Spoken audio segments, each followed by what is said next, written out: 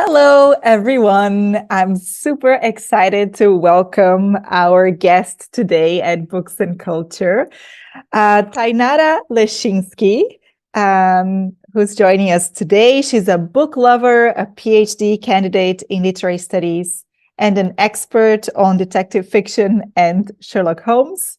Thank you so much, Tainara, for being with us here today. You're welcome. I'm very happy to be here today to talk about crime fiction. I have been a reader for a long time. I remember I was 12 when I started reading Agatha Christie's books. Yeah, I fell in love with Agatha Christie first, then I met Conan Doyle. Oh, so first you started with Agatha Christie and then you discovered Conan Doyle.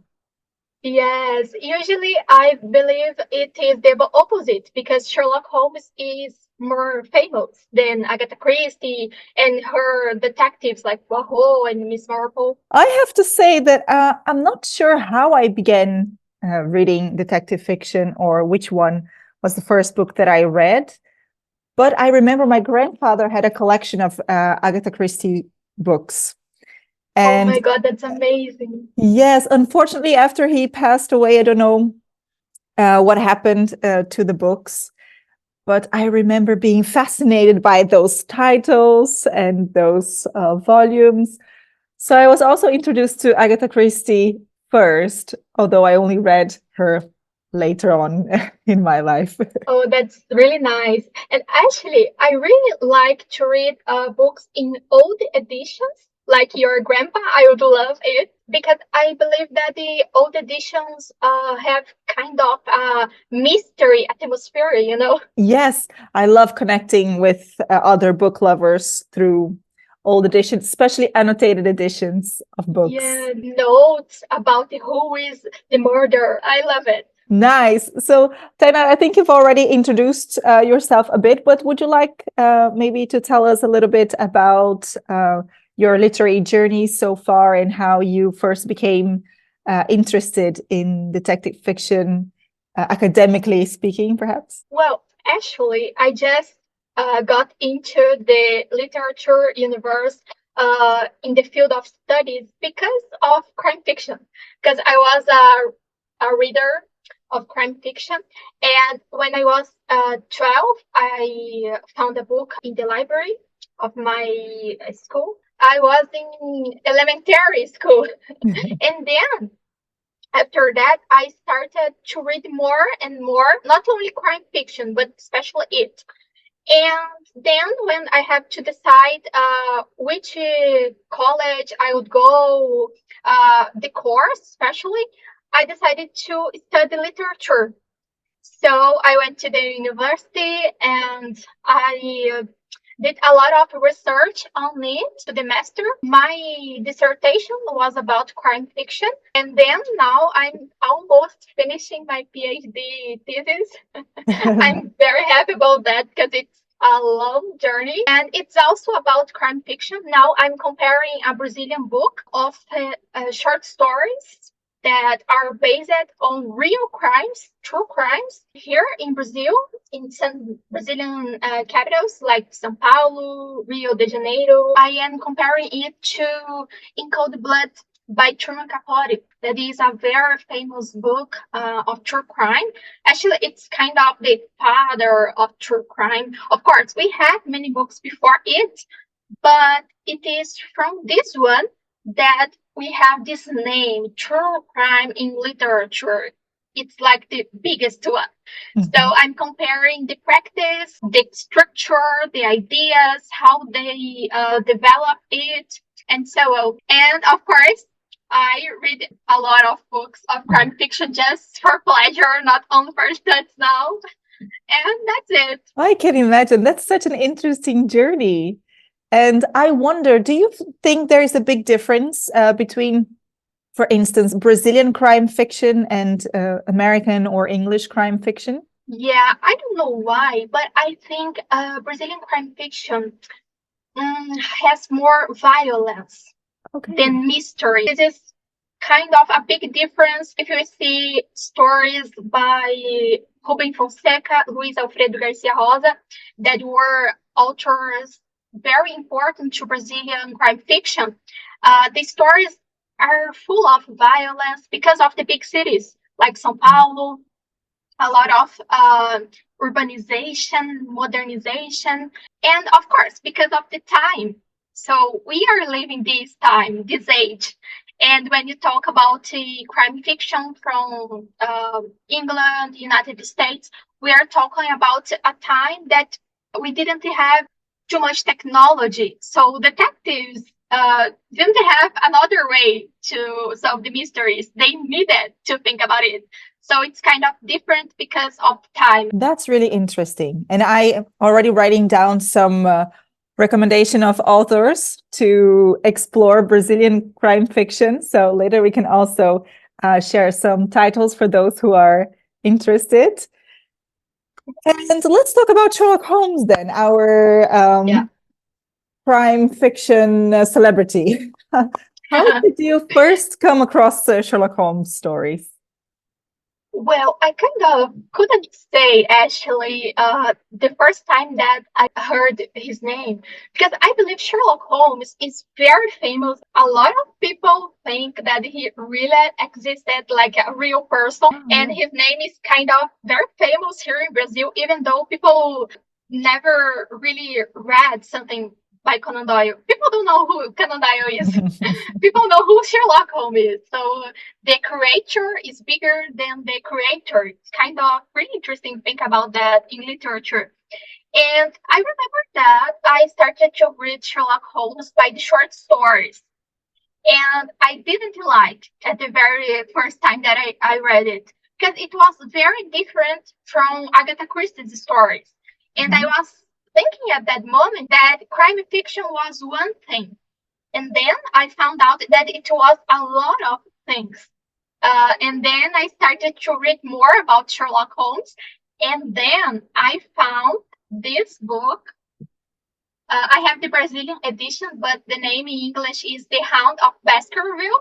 And then I fell in love with Sherlock Holmes because of this book. And also I fell in love with Watson because in this book, Watson has more power. He appears actually sometimes more than Sherlock Holmes. So I really like it. And I remember at the beginning of this book, I was like, oh my God, is this a horror book? But people said to me that it was crime fiction because it is kind of scary at the beginning, but it is awesome. And of course, there is no monster from another dimension, something supernatural. There is a explanation at the end. Of course, it's not a spoiler, people, because in crime fiction we know that we cannot have something supernatural. And I fell in love with Sherlock Holmes from this book. And after this book, I read, of course, I studied in Scarlet. I have the Brazilian edition here. And I didn't like it a lot at the beginning because it is kind of, how can I say it? It has more details. It has two plots, actually. And that is the first time you read the first plot, and then it starts a second one, and you are like, what is happening here? But at the end, it all makes sense. Nice. You mentioned that Sherlock Holmes has become greater than its creator. It reminds me of Frankenstein as well, right?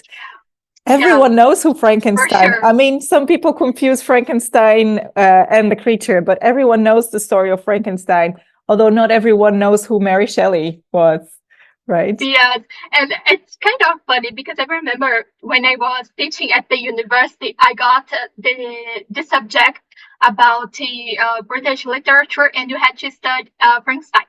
And I asked it to my students what they think about Frankenstein. And we did a kind of word cloud, about the topic, Frankenstein.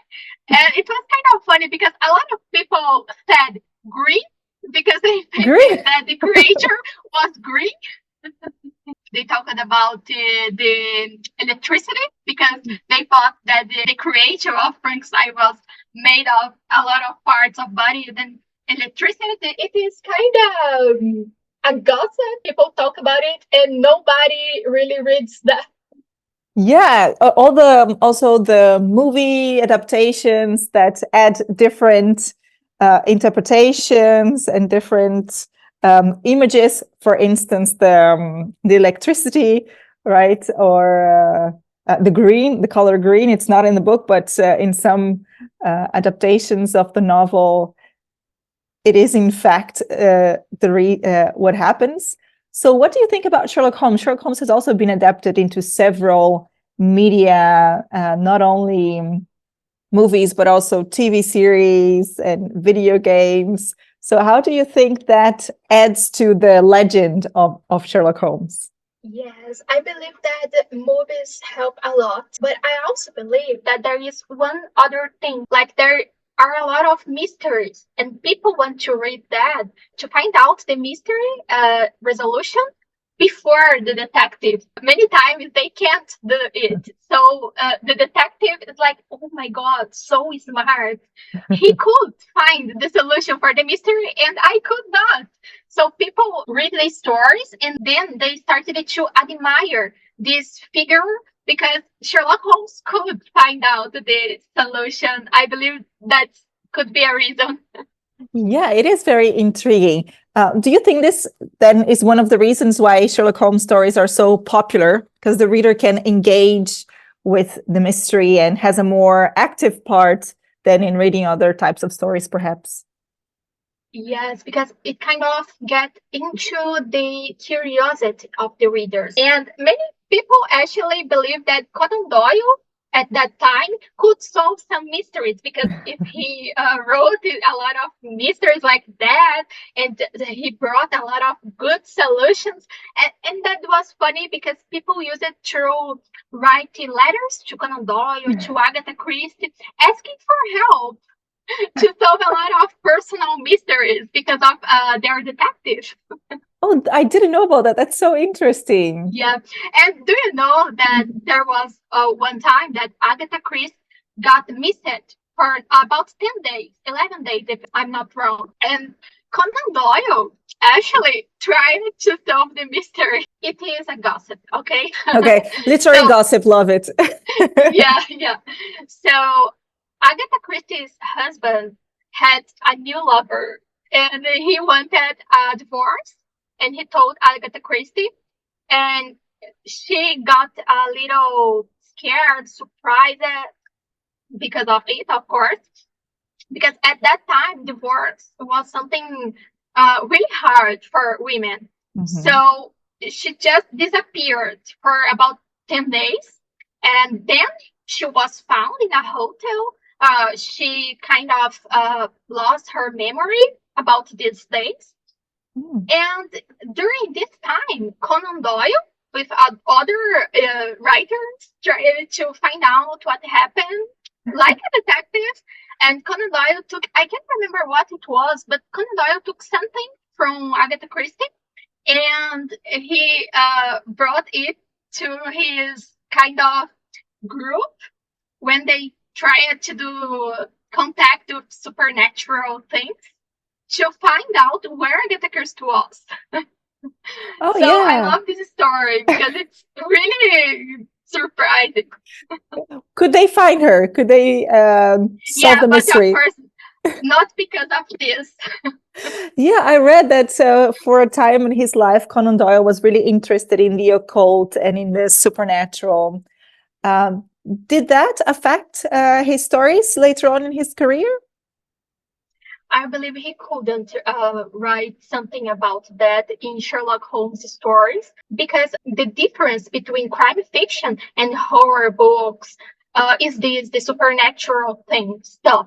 So Mhm. of course we can have in crime fiction this allusion, something really seems supernatural from another universe, but it can't be confirmed. It can't be real at the end of the story. So, like in the Hound of Baskerville, we have this kind of thing that at the beginning people think it's kind of a ghost or maybe something like that. But at the end, we have an explanation for all the weird stuff. that happened. And so I believe he couldn't really write it in Sherlock Holmes stories. Otherwise, it would end up in another literary genre, right? It would not Yeah. be crime fiction, and perhaps would disappoint his readers. And readers, yes. Because of course, as a reader, we want to be surprised, but not too much. Oh, that's a good one. Yes. Yeah, and we want to have these kind of chains to solve the mystery. And if there is the supernatural element, we couldn't. That's beyond our human capabilities of solving. Yeah, that makes sense. That's very interesting. And I believe, I don't know how many Sherlock Holmes stories Arthur Conan Doyle wrote, but many. So I'm sure he became a dear character, and some people even confused him for someone real, like you know that person.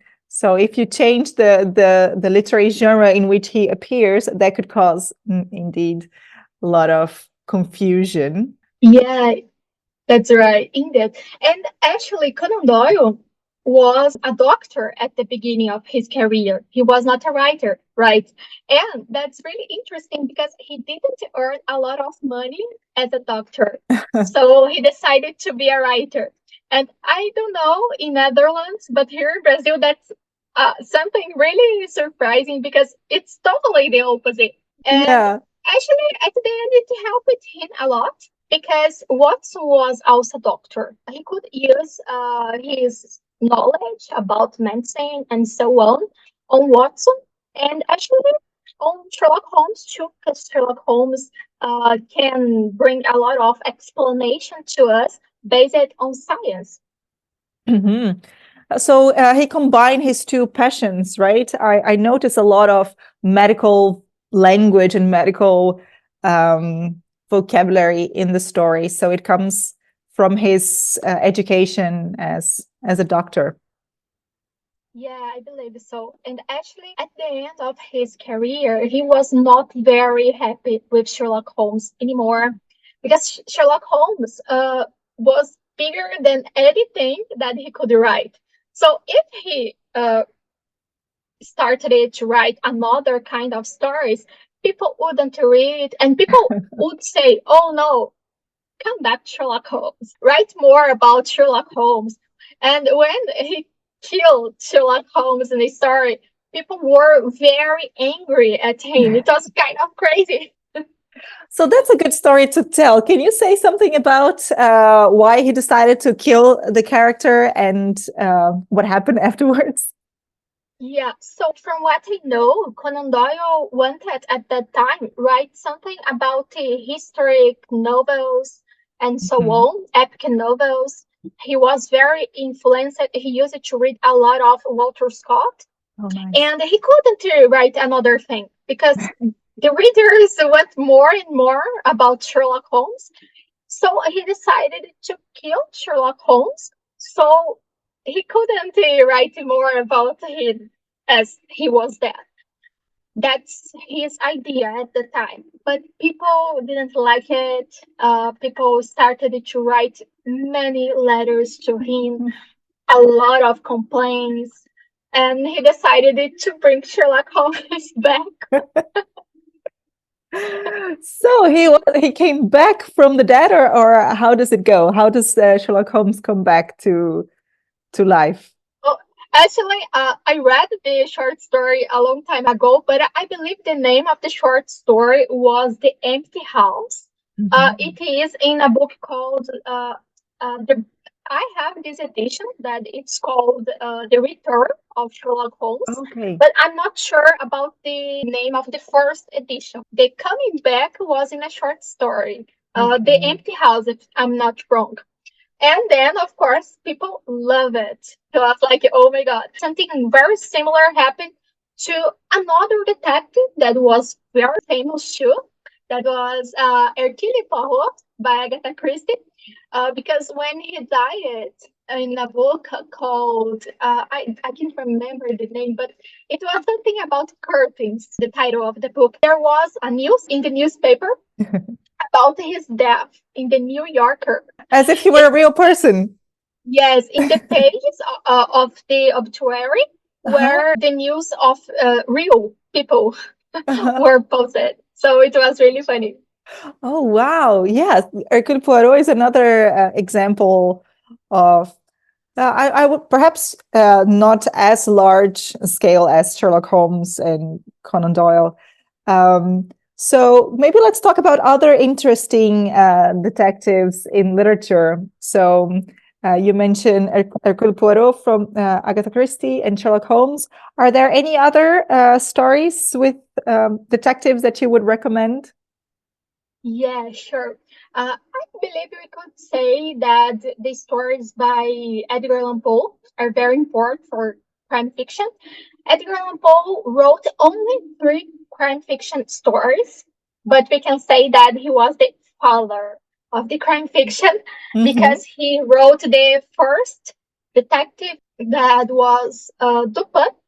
Mm-hmm. And actually, here in the first book that Sherlock Holmes appeared, I studied in Scarlet, Dupin is mentioned because Watson says that Sherlock Holmes is very similar to Dupin. And Ah. Sherlock Holmes didn't like it. Oh, he didn't like the comparison. Yeah, he didn't like it. He said something like, oh, no. I am very different because Dupin is very primitive. He used Mm. this word primitive And he's very to modern. refer to but yeah, he's very modern. But of course, I believe that this mention was something very smart because if Conan Doyle didn't mention Dupin here, probably people would say that it was a copy. Of course, Sherlock Holmes and Dupin are very different. It's not a copy. He was Mhm. influenced, he was inspired, but it is not a copy. But we know people would say, people would Yeah. comment about it. Yes, he anticipates this comparison already and makes the character himself say, "No, I'm not like him." So don't even try comparing me to this other Yeah, yeah, previous detective. Nice. yeah, Eh, Literature is always a dialogue, right? You cannot write yeah. in an empty space. There is baggage as a reader, as a Mhm. writer, and it's really nice to connect all these links, right? Agatha Christie, Edgar Allan Poe, Arthur Conan Doyle. Any other names of authors that should be considered when talking about detective fiction? Well, when you talk about crime fiction, we have many different kind of stories. We have like the traditional ones, like Conan Doyle, Agatha Christie, and we have kind of contemporary writers. And we could say that Truman Capote is Mhm. a very important author, writer of this time, especially because he brought to literature a new kind of genre, we could say, true crime. Mhm. So when people started this kind of true crime stories, they didn't stop anymore. So we have a lot of true crime stories nowadays. Yeah, who was it that, well, I guess many writers say that and work with reality. Reality is more interesting than than what our imagination can create. So combining the two is, I guess, a recipe for success.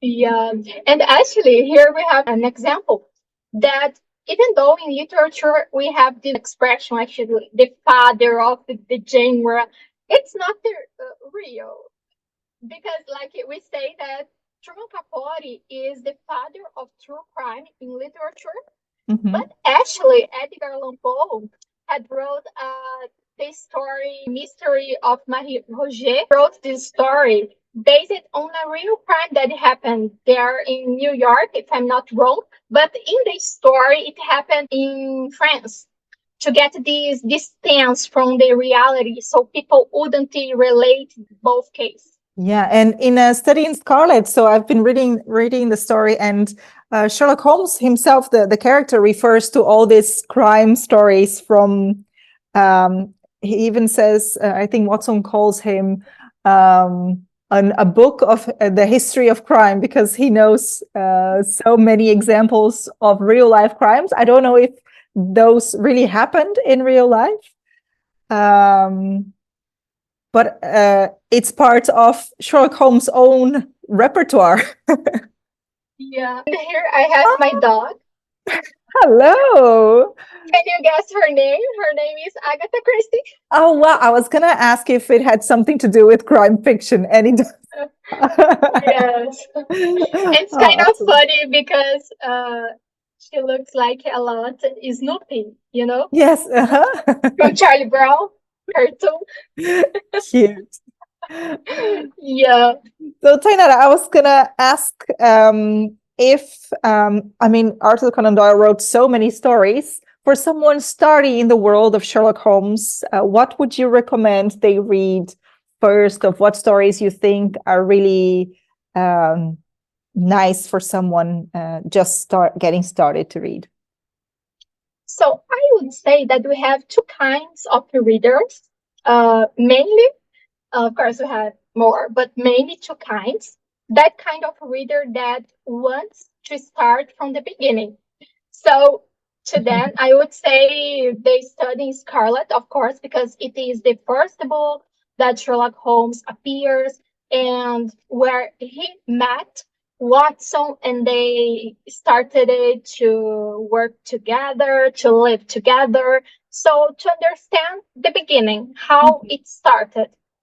But there are other kind of reader that wants to read only the best book from the author and to read another authors, not only one. So I would say The Hound of Baskerville.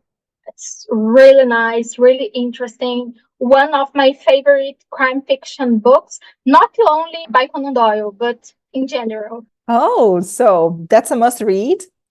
And my other question, perhaps you've already answered, but what is your favorite Oh, or Sherlock Holmes story? I guess that's the one.